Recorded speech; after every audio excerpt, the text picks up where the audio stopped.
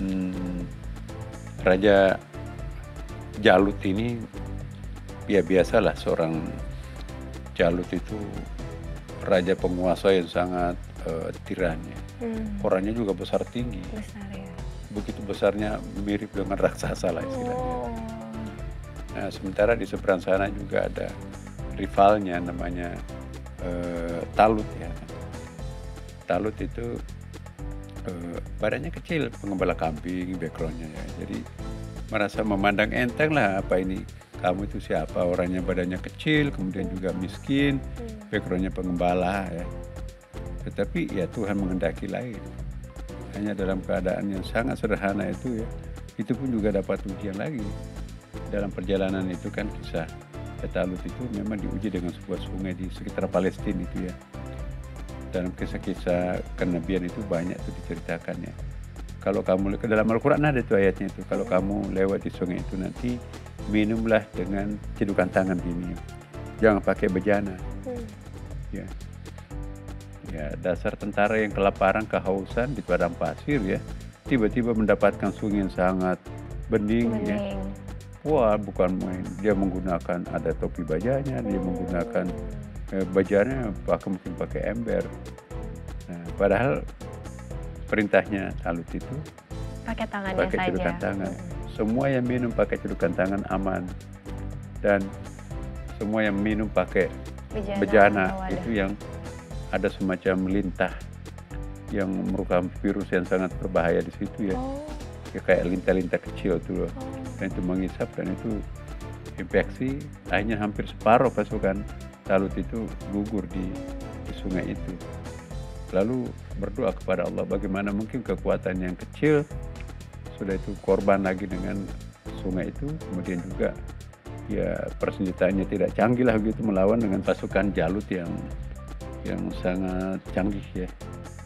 Tapi juga ada seorang sosok figur yang muda, itulah yang kita kenal Nabi Daud, ikut juga memperkuat barisan itu. Walaupun dia jumlahnya kecil, tapi dalam medan perang itu sangat pintar. Nabi Daud itu kan terkenal kebal ya. Ya kita lihat salah seorang nabi yang kebal itu, kata besi katanya, bagaimana mungkin aku bisa melukai sahabatku dan kekasih Tuhanku. Ya sama Nabi Ibrahim kan, bagaimana aku bisa membakar sahabatku dan kekasih Tuhanku.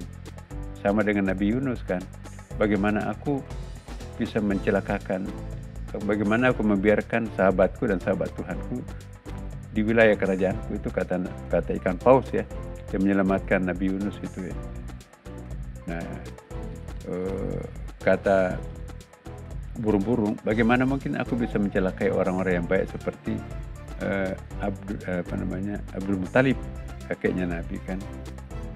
Ya, jadi kata virus yang menghancurkan pasukan Raja Samud itu, nggak mungkin lah saya bisa mencelakakan sahabatku dan sahabat Tuhanku, yaitu Nabi Saleh. Jadi orang baik itu sahabatnya malaikat.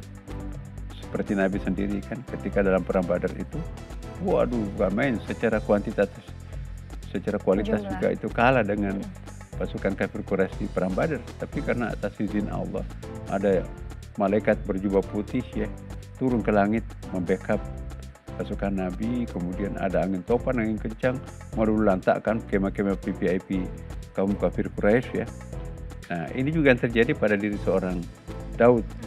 Daud ini juga bukan orang siapa-siapa ya, bukan orang terkenal pada waktu itu, tapi melawan pasukannya yang besar tinggi itu ya, hanya dengan melawan insilain tadi katapel ya.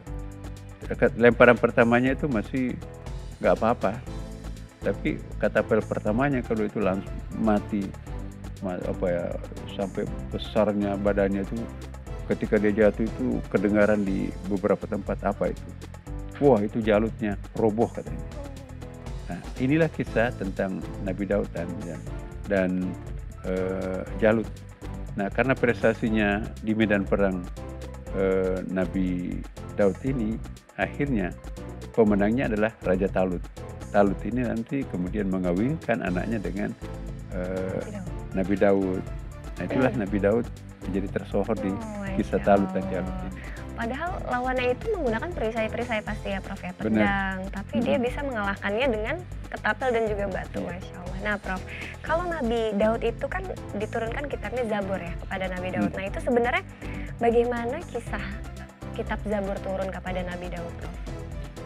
Jadi ini kan setelah Nabi Musa wafat ya, otomatis kehilangan figur pemimpin. Ya.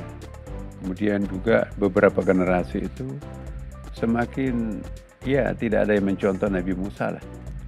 Bahkan semakin jauh dari ajaran-ajaran Yahudi. Maka disitulah Allah menurunkan Zabur kepada Nabi Daud ya, untuk menciptakan suatu masyarakat yang lebih ideal seperti hanya masyarakat yang dirintis oleh Nabi Musa pada waktu itu kan. Nah, jadi Zabur itu penyambung antara Taurat yang turun kepada Nabi Musa dan Injil yang turun kepada Nabi Isa. Jadi di tengah-tengahnya itu ada Zabur.